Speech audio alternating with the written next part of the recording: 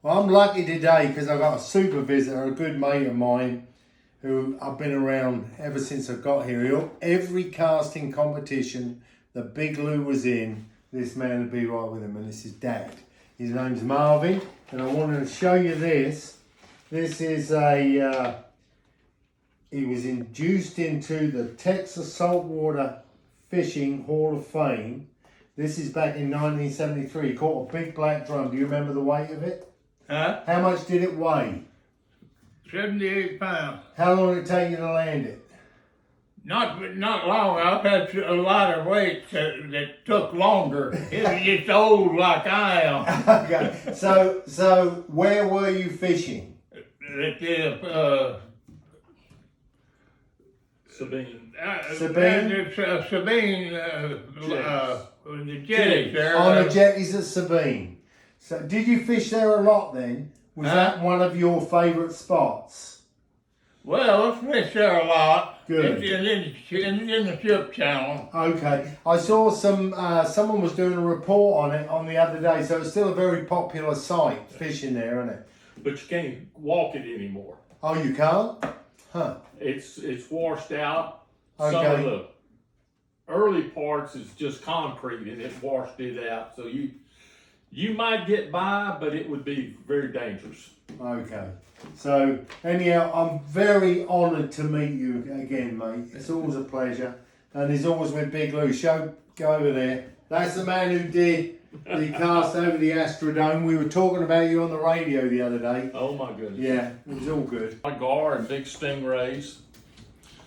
And something brought him a little slack. Well, for bait, he reached in the shrimp, and there was one great big shrimp. And he just threaded it on a big old 9-aught, threw it out, and brought some slack.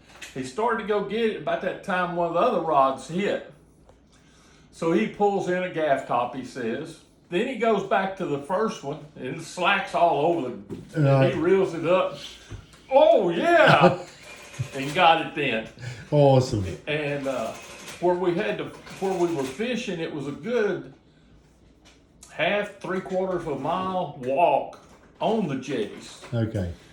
And so he drug it off, and the scales were about that big, and all the scales were going off one side. So it could have weighed a lot more. It might have been 80 pounds. So. And he caught it in June when it was hot. How long before you weighed it?